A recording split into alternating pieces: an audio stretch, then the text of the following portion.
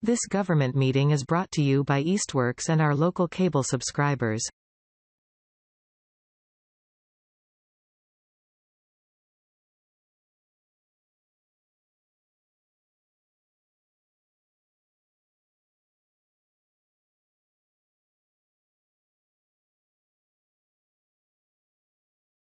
I'm going to call to order the meeting of the Cost Efficiencies Committee for August 14th, 2024. It's at 3:02 p.m. And we have John, Ian, Reggie, Scott, and myself. Hoping to have Bob Riggs join in. Lisa's not able to be here today. Since we technically do not have a quorum, I'll have to forego the reading and approval of the minutes from our last meeting. So with that, we have two open seats at this point in time. Janet Kane's time ran out as she was on from the COA board, and she's no longer on the COA board. So we need to find out if anybody else from the COA board wants to be involved. Oh, here comes Bob. Okay. And then Bradley's position is also vacant. So hi, Bob. So we've got to go back, and I've got to put the word out to Brett and a couple of other people to see if they were interested in joining us, but I haven't gotten any answers yet. So we'll make do with the crew that we've got for today anyway. So hi, Bob. Thank you for joining. Thank you. Good to see you. So with that, let me pull up the minutes again for a minute. We'll just go ahead and share those minutes and see if we can approve the May minutes that we did. There's one more set of minutes that isn't complete yet that Judy's working on, I think. But I think hopefully you had a chance to look at these. Does everybody have a quick chance to look at them, or do I need to scroll slowly here? This is the first meeting where we started talking about the transfer station in particular, when we had Randall with us at that meeting.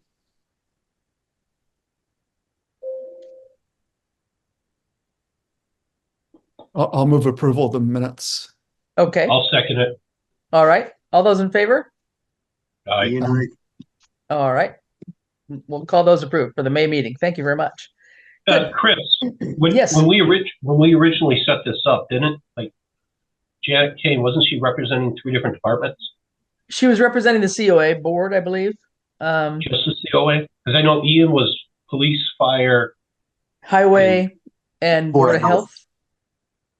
Yeah. So Janet was part of I'm thinking maybe town clerk,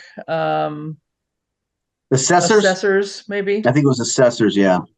And then Bradley was part of the library trustees, who I actually have not. I thought it was Johanna as the library director, but in the charge it said library trustees. So I did not reach out to the right person. So I need to check that out and see if somebody will want to join in on that. But so we need.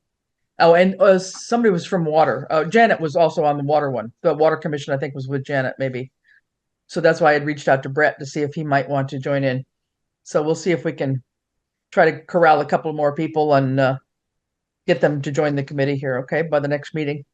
So good. Well, thanks everybody for getting together. I thought we would try and tackle it. I did invite Bradley. I'm hoping he can join in, but he did put out this the asset spreadsheet for 2023, which I'll pull up and share here. But I'm going to really let John and Scott kind of take this going forward, since I'm not totally sure that I know what I'm talking about. Let me find this right thing here. Hold on a minute. Where'd it go? Here we go. And so what we were hoping to do, I think, with this, take a stab at this exercise. And first of all, I did reach out, based on our last meeting, I did reach out to the capital committee, and the person I reached out to stated that she's no longer on the committee, and then I didn't get a response from the other person I reached out to. So at this point in time, I think we'll just try and start it, and then if we can get people involved, or if we have to appoint new people for capital, we can bring them in as we go, I think, at this point in time. So what we have in front of us is this spreadsheet that Bradley put together, divided into 3 tabs: governmental, water enterprise, and the landfill enterprise. And from my point of view, I guess our goal is to try and see how we can make this a usable planning document going forward. I'm not totally sure how it's really being used now, other than a compilation of all of our assets for various reports that we may need to the state or whomever. But I think what we're trying to do is to look at some sort of scheduling of assets, replacements in particular, and then try to figure out how to budget for those so that we don't, have a surprise upon us when we come to a town meeting or a special town meeting, that we're really planning ahead for this. So that's the ultimate goal on that. And I think that's probably all I'll say. So I don't know, Scott, you want to just start out with a little bit and then maybe I'll turn it over to John or? Yeah, so I think ultimately, if I can share my screen too. Yep, let me stop sharing this one then. Okay. Hold on. Go ahead. I mean, ultimately, I'd like to get to see if that comes on. A little bit more of a user-friendly spreadsheet. Bradley's spreadsheet's very good, but I think it's I'm thinking more towards something that we can put together for a budget book that could kind of outline what the actual capital program is, what the actual costs are, and can kind of show town meeting or the voters once we, actually get to that point, what it's going to cost to maintain these things. I think, the street sweeper is probably one of the best examples. It's something that we need to start funding over the next 5 years. Hopefully once we get it repaired. But this is just an example I had from like Chelmsford, for example, and it's something that they put in their budget book. And it gives a description of the object. It gives, what the useful life is. But it also gives, what the 5-year outlook is going to be to maintain or purchase the new vehicles. And they do this with pretty much all of their assets. So I think that's ultimately that. I think that's a goal that would be worth, aiming for. In the short term, I think Bradley's spreadsheet's really great. But it's not, a lot of it really may not be strictly capital. So there's a couple of things that we need to work on, defining what our capital policy is going to be. How does it overlap with other policies like, our streets projects, our, water enterprise funds. We're working on technology planning, a technology capital plan. Is that going to be folded into this, or should that be something that's going to be independent? Most of the assets for that are going to be, under $25,000. What the definition of capital is going to be. We have to determine what assets we're going to include in it and what the conditions currently are, and project the 5-year costs. And then there's other areas that might need a little bit more of a technical assistance. Looking around, town hall, you can kind of tell that being refurbished 10 years ago, some things are starting to catch up on us. The cracks in the second floor, cracks in the concrete, drainage, but we might want to think about getting a professional evaluation done, either an engineering study or someone to actually come in and look at it and say, you're going to have to be replacing your roof in 5 years. You're going to be replacing these floors in 3. The HVAC is good for 10 years, so you don't really have to worry about that. Same thing with the library and obviously the highway garage. Hopefully by that time, we're going to have new fire and police buildings and senior center. But then we also have to set priorities and determine where the funding is going to come from. Is it going to be, general obligation? Are we going to try to fit it into the budget every year? Are we going to be looking, funding certain things strictly through grants? So that's kind of the things that I kind of wanted to point out, and that kind of popped in my mind as we do this, because it's going to be really a multi-year project before we actually get to a place where it's usable, and that we can present it to the public. Okay. Thanks, Scott. I think that's a good idea. So you're talking about really having a real budget book that looks at all the various possible replacements and assets that need that kind of action. And yeah, that's something we don't have for sure. I think John, you've been on the capital committee. We do have a capital committee sort of charge or process, right? I don't know that we have how much we have written down. I guess I'd have to go back and look at that, but maybe you can fill us in on that. There is a written document. It's from the 70s.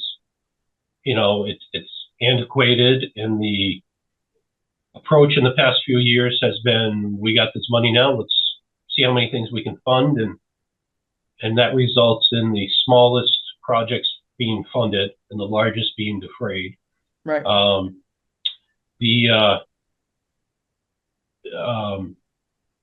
3 years ago, we tried to say we're going to set aside X amount of money and leave it in there. We're not going to drain it every year. And then the hopes of with the intent that the money would be invested prudently.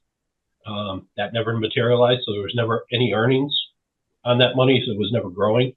And then last year, almost everything got spent. We had that late addition because of the free cash surplus that's still sitting there. That at least at the select board level, we talked about funding one of these two vehicles that need to be done.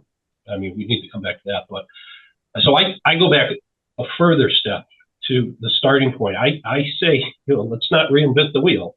Let's take the capital improvement planning guide from the DLS, January 2020, and start with the bylaw. Yes, we have a bylaw, but let's pretend we don't. Let's take the best practice bylaw, change it, modify for our time, get that through. That then creates a bigger committee.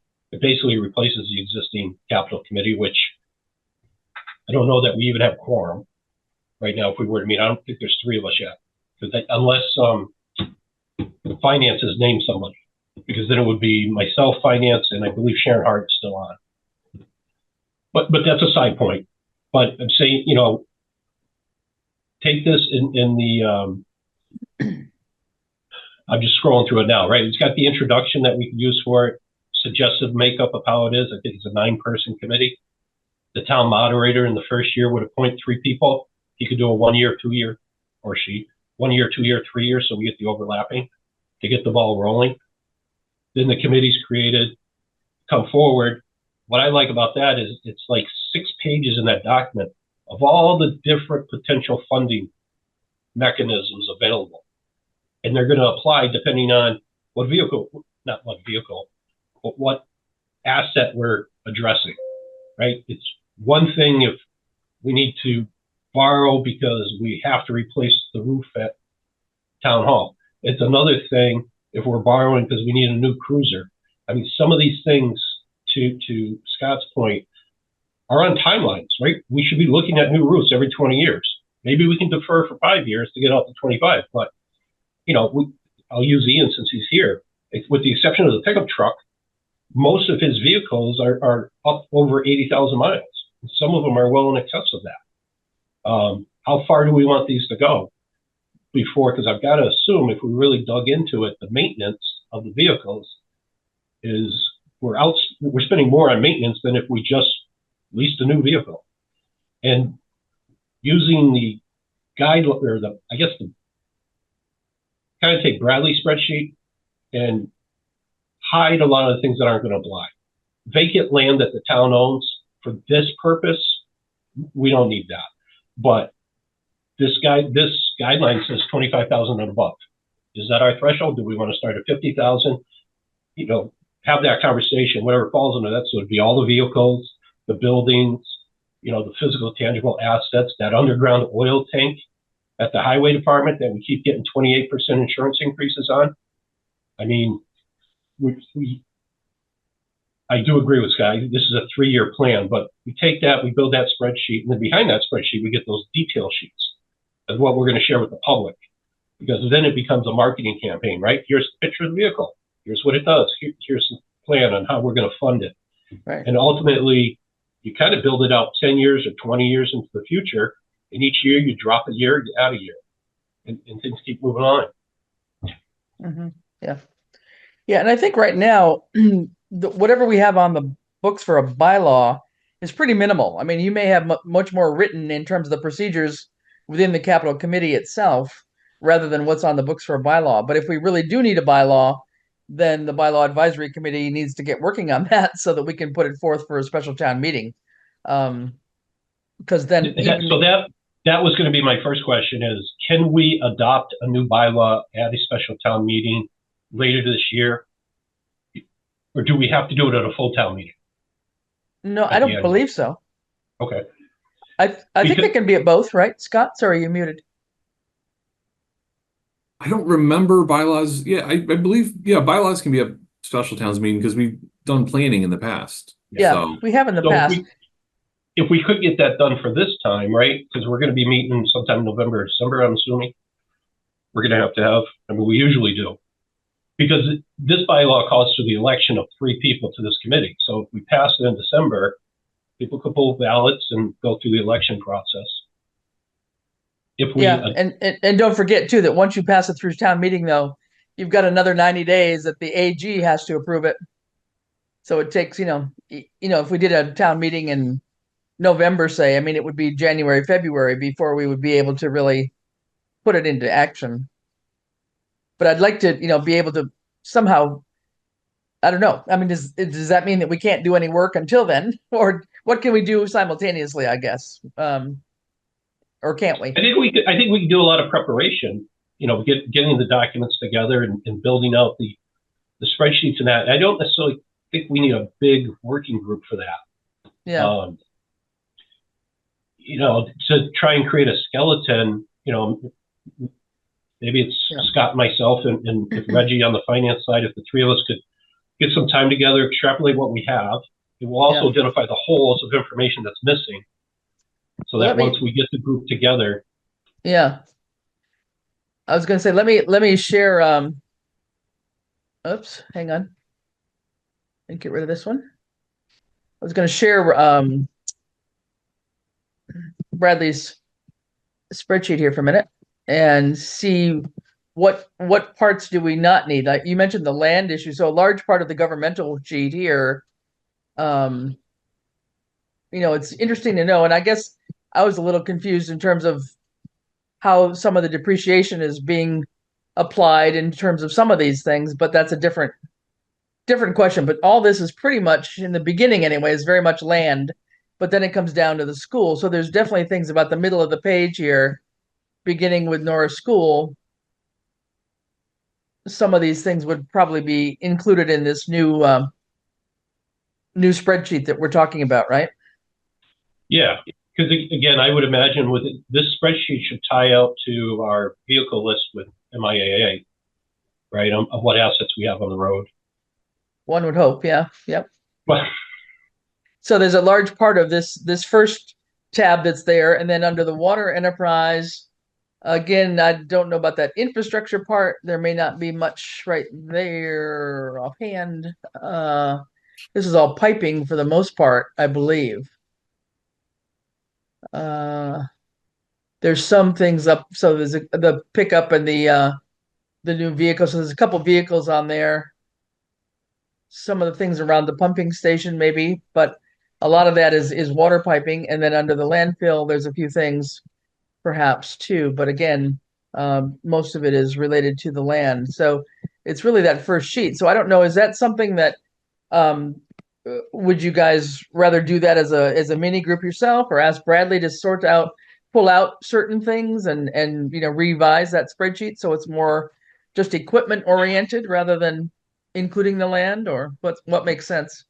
But I think the other spreadsheet we need to see is, and I don't know what Southampton calls it, but I know there's a 10-year capital outlay request spreadsheet from department heads.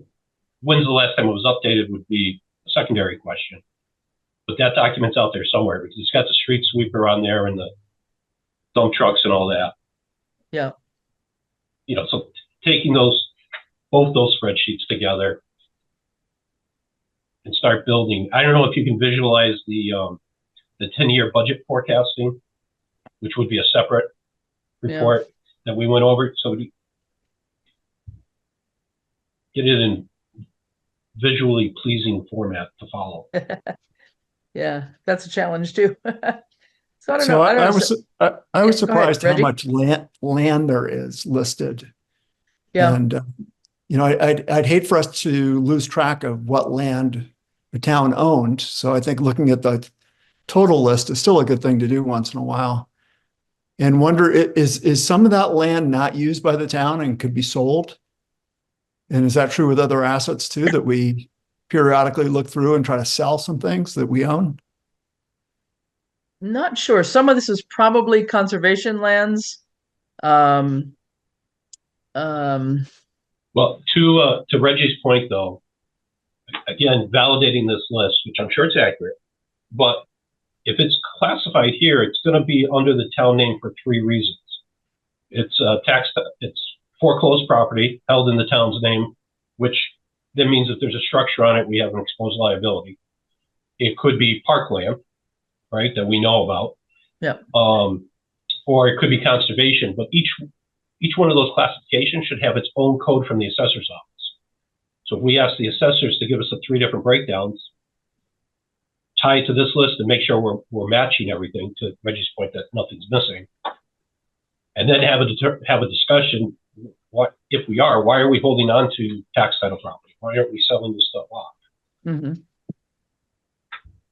Yeah, there is a fair amount of land here, but again, there may be more things that we own than we realize too. But yeah, it's would definitely be good to double check on what all of this is, because the first part of this first page is definitely all land related, and some of the first part, I'm assuming, without the yellow, all of that looks like it's already been depreciated the way I'm reading that spreadsheet. For the most part, I think there was down to. It just wouldn't have any depreciation as land. There wouldn't be any depreciation. Well, I was wondering about that because to me, land appreciates, but I guess I was confused as to what I was seeing, and that's why I said I'd rather have you guys talk about it. What I was seeing down here, like for this on the school, so I didn't understand what these. That depreciation is related to the infrastructure, land improvements, the building. Oh, with the land included. Okay, there we go. Okay. But where's 2 Riverdale Road? What is 2 Riverdale Road? I think it's a conservation area, right up near the bridge down off of Gun Road and up Riverdale. There's a little conservation area there. Must have a structure on it. Don't know. Can't visualize it, but maybe. So anyway, but yeah. But an interesting variety of things. And again, hopefully a lot of this stuff is complete, but I think. So what does Bradley do with this report? Where does it go? Do we know? More than likely, that's used for financial statement purposes only, to be in accordance with GASB. And because of who we are, incorporated but not taxable, it's really just for somebody that wanted to buy our bonds. Okay. Okay. Mm-hmm. Mm-hmm. So if we've foreclosed on properties for non-payment of taxes and then maybe still own those properties? I would be surprised if we still own them. I'd be surprised. I mean, we just did a tax title auction recently on a small property. We've done a couple, 2 or 3 since I've been on select board, I think. So I'm not sure if we might. I would be surprised if we're still hanging on to them. I don't know why we would be, but definitely worth checking on that. Yep. So John, your point is, though, to take a look at that land list, to provide this to the assessors, for example, and have them verify the land list and then categorize it in terms of those 3 categories? Well, I would do it in the reverse direction. I would ask them to produce a list of the town land broken out by classification: conservation land, parks land, town use land, foreclosure. Mm-hmm. And then when they give us that list, is all that on ours or right? Okay. Mm-hmm. All right. Yep. And then some of the other things on the highway you were talking about, John, are down below here. It's quite a list of highway Scott, things here. Scott, do you have a current list for the renewal of the vehicle inventory that's being insured? Yes. Yeah, we do. Right. So if we grab that list, compare it to here, I mean, there potentially could be vehicles here that are sitting up behind the DPW or the highway garage in the barn, you know, that they're not registered, or hopefully they're not registered. There's a couple of those I know Randall put on the list of excess property to be disposed of. So that's one of the action items that has to take place with some of that, and then some of the stuff that's downstairs in the town hall. That's why we need to get rid of some of these old assets that have been hanging out forever, that have already been approved to get rid of. Yeah. Yeah, we have a Ian, lot too. of cruisers that are unregistered and uninsured that are in our lot, but we never got rid of them. Right. So we've got everything kind of inventoried, but now we've got to get them up on the auction website for the state and put them out there. And then hardly anybody's probably going to bid on them, but at least we've got to go through the process, and then we can actually dispose of them one way or another and get them off the books. But yep. Okay. So any So, Chris, Yeah. can I share something here? Share a Sure. screen? Yep, I'll stop here. Yep.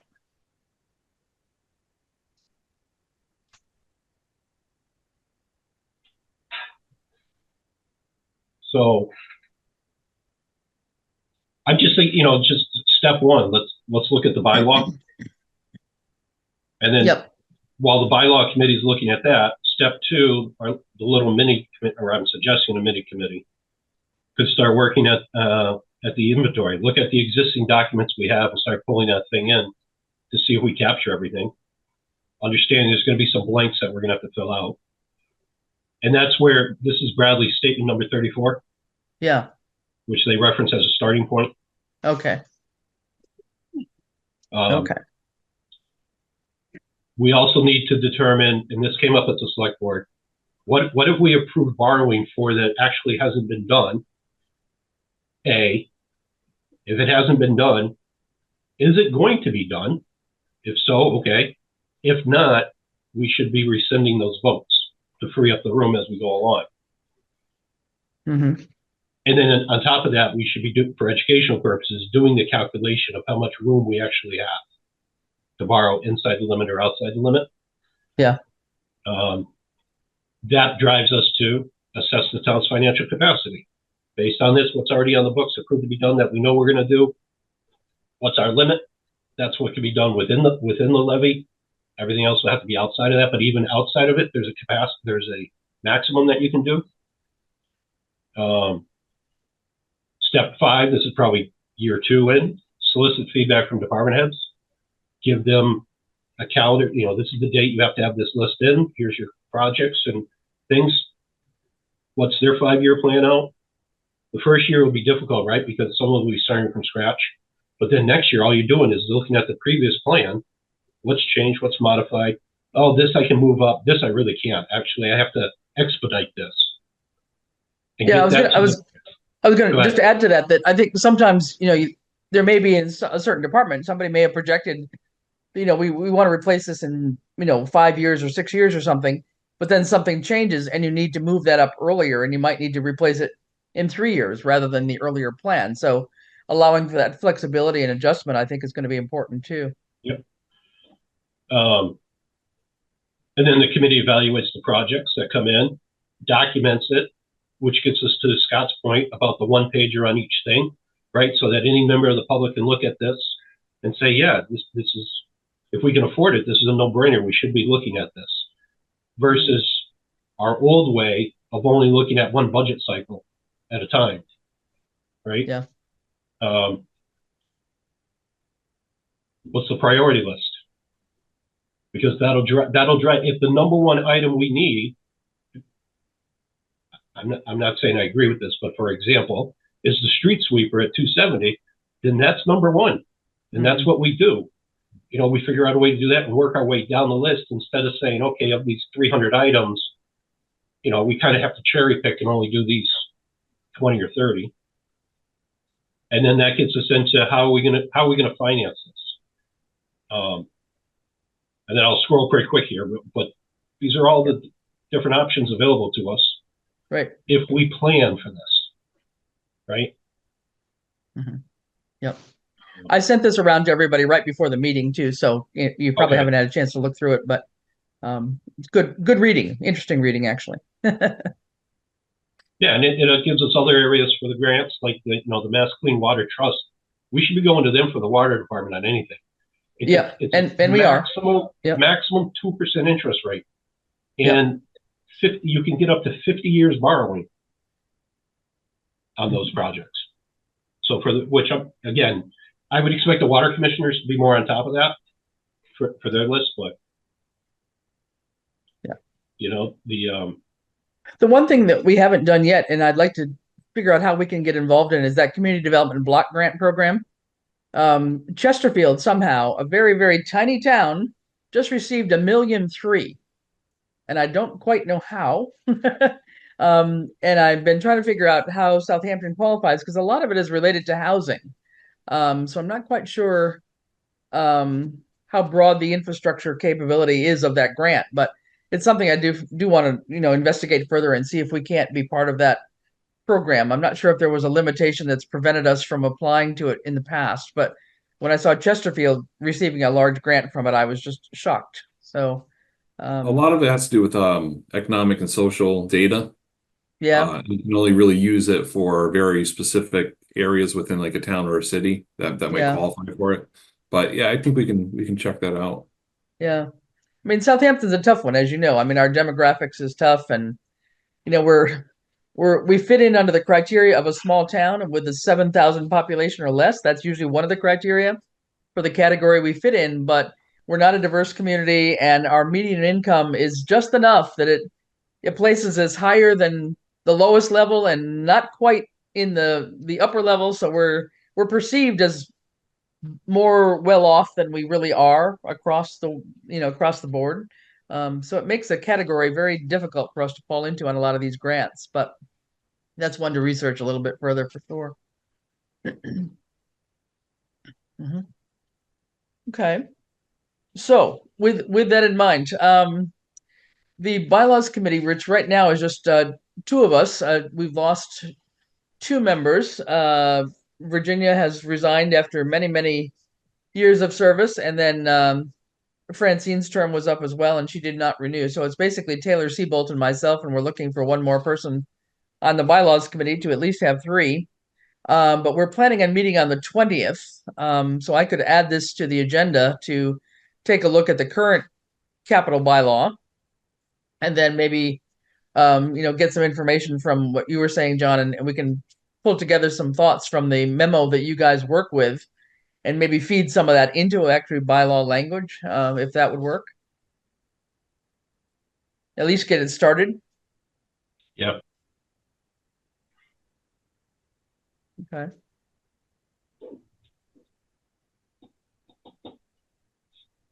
Anybody else have thoughts about that? What about this idea of a subcommittee to sort of work on the spreadsheet and kind of narrow that down a little bit? Is that, John, you were proposing you and Reggie and Scott? Is that? Well, I was to say, I mean, Scott is town administrator, Reggie for finance. Yeah, I mean, I'd be okay with that. It sounds like something we can sink our teeth into. At least to come back with a more manageable spreadsheet that we can talk about, and then I think take it from there in terms of looking at the kinds of projects, maybe grouping the various vehicles together rather than, I don't know if it makes sense to have them broken out by highway, police, school, or do we put all vehicles together? I don't know what makes the most sense. I mean, obviously age and wear and tear and mileage and all that, it gets involved in it. But how we go about, do you prioritize a category or do you prioritize by where they function, I guess is the question I would have. Yeah. I do know there's other communities out there that already have this, right? So reaching out to them and getting a copy of their current spreadsheets and how they do it. Again, I'm not looking to reinvent the wheel, right? I graduated college, so R&D is my big thing, request and duplicate. I have no problem with plagiarism now. Right? I think at one point, Scott, you might have handed us one from Deerfield, if I'm not mistaken. There was a sort of a shorter version that seemed to be a little bit more bite-sized and understandable anyway. Yeah, I've been looking at a few different options. Some are hundreds of pages, some are a few dozen pages. I probably tend to go more towards the dozens of pages than the hundreds, to be honest with you. Right. Yeah, but John's right. Maybe we can get like AI or something to kind of do this for us. But yeah, I think it's just finding a good format that we like, that we can all work with, that's adaptable, and then we can just steal that. I can reach out to the town and see if they get the background documents and go from there. Mm-hmm. Okay. So would you like to just maybe research, maybe send us maybe 3 different samples of what other towns have done that we could take a look at, and then at our next meeting, kind of decide which one we like the best, maybe to model after, Yeah, I think that'd be good. as a start. And then in the meantime, like I say, I can start working with some thoughts on the bylaw committee. And then if in the meantime you guys have a chance to sort of revise that spreadsheet in terms of culling out what you really want to focus on rather than um, the big, thing that is right now, but also putting out the request to the assessors to get the land situation according to their records, get that clear so we're sure that we're not missing something, and verifying with Jen, I guess, our town treasurer, that there's nothing on the books that should be sold that is, something that was seized for taxes and that we are still holding on to for some reason. So a few homework assignments to check on there. Any further thoughts? I mean, is this a good process, a good way to proceed with our time, do you think? Or Bob, you've been quiet. I want to pull you in, especially when we look at age of vehicles and useful life and repair costs and all that kind of stuff. That's really your bailiwick.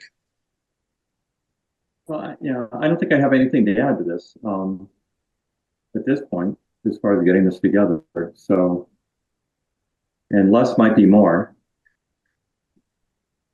Okay. Well, we know you've got expertise, so we're going to pick your brain.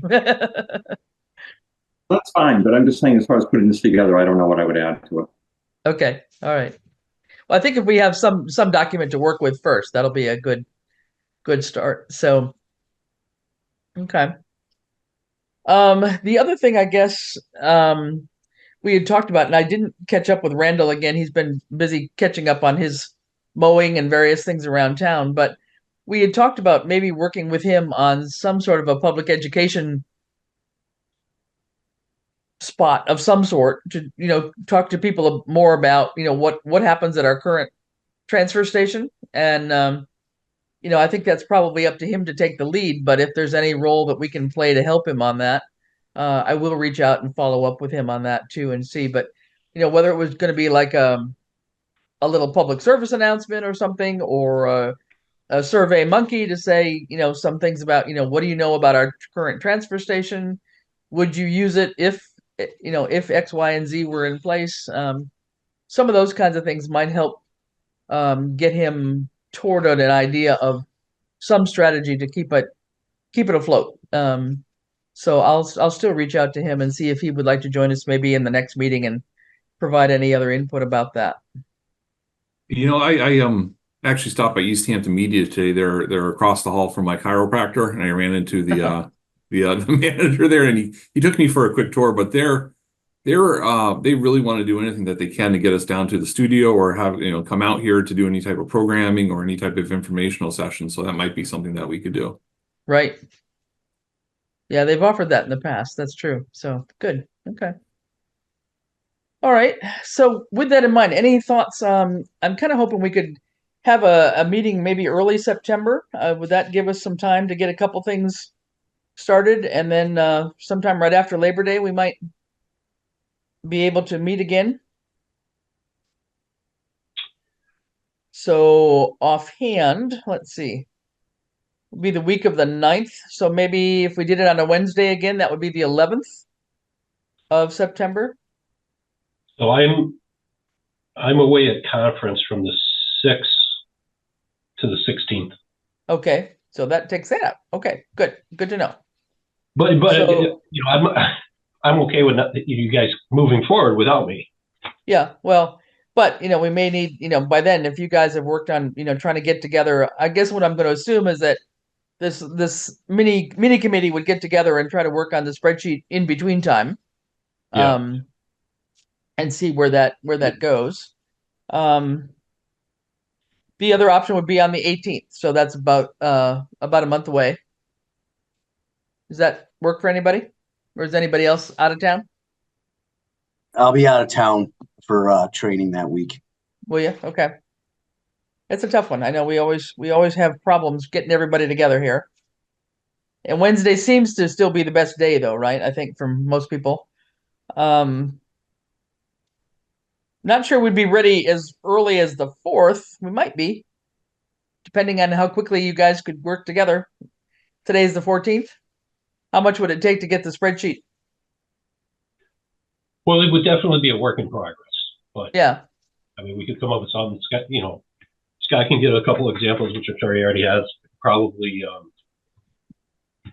I could set up like a Dropbox for the three of us to use, and we just work out the same documents and have like a prototype, for consideration. If everybody could look at the other examples, maybe 2 or 3 days beforehand, and then the prototype comes in. Well, I like this, I didn't like this, and see what we can fit in to tweak it. Yeah. Constructive Okay, criticism. I think that would work, and that gives me a little time too, with the both looking at some possible new members, but also starting a little bit for a draft of a bylaw of sorts too. So let's aim for the 4th if that works for everybody, and we'll try that, and then that would allow us maybe to have a meeting later in September as well, and not, to keep the momentum going a little bit here. So let's go for the 4th, which is Wednesday, the same time, if that's okay. All right. Will there still be an effort to reestablish the capital committee? Well, the way I'm understanding it from John, this would kind of replace the capital committee in a sense, right, John? Or Well, it would be a new makeup. Right now, the capital committee is 3 elected and 2 appointed voting members. The new bylaw calls for 9. There's still somebody from finance to select board. The town accountant acts as the clerk, but is ex officio. There's somebody else in there, and then 3 members of the public voted in. but currently the membership is 5, is that right? Yeah, I think this brings it up to 9. Yeah. I don't know. And that's a question. I mean, nine seems like a lot. I mean, to get 9 people together, that's a tough one. I don't know if we need that many, but seven seems more reasonable or more logical in my head. But then would this would do away with electing them, or do we have to have elected officers? There's 3. Well, again, the template that's there, there's 6 from government, 3 from the public. The 3 from the public, they call for the town moderator to appoint them. Right. We generally go with the elections instead of them appointing, but I mean, 7's fine too. It's I wouldn't want to have the whole committee made up of everybody from within the government. No, we need outside part people. of this is public education and buy-in from the public. Right. Yeah. Okay. No, it would be a matter of whether those could be elected or whether they could just be appointed by select board, for example. If not, we've not had the moderator do any appointments to my knowledge. That's not been a role that he's fulfilled, although I know that does exist in other towns. So at a minimum, it would be a select board appointment for volunteers as usual, right? Mm-hmm. Mm-hmm. Okay.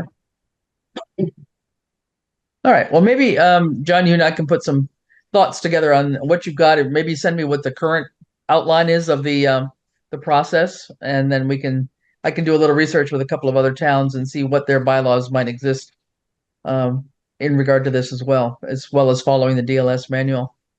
Okay. All right. Good.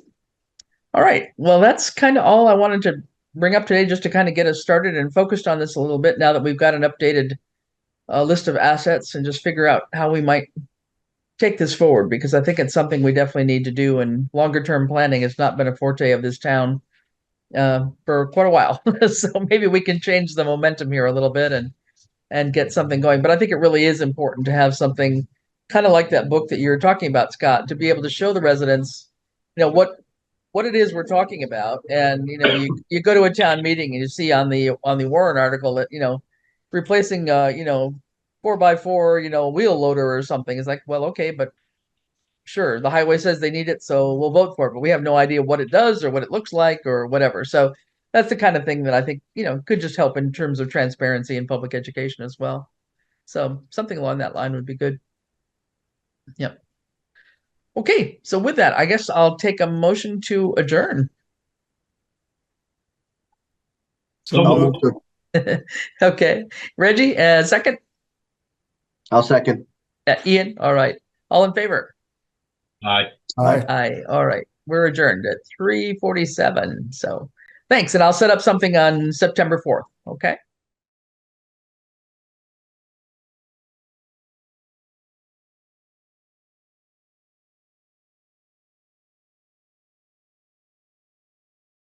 This government meeting is brought to you by Eastworks and our local cable subscribers.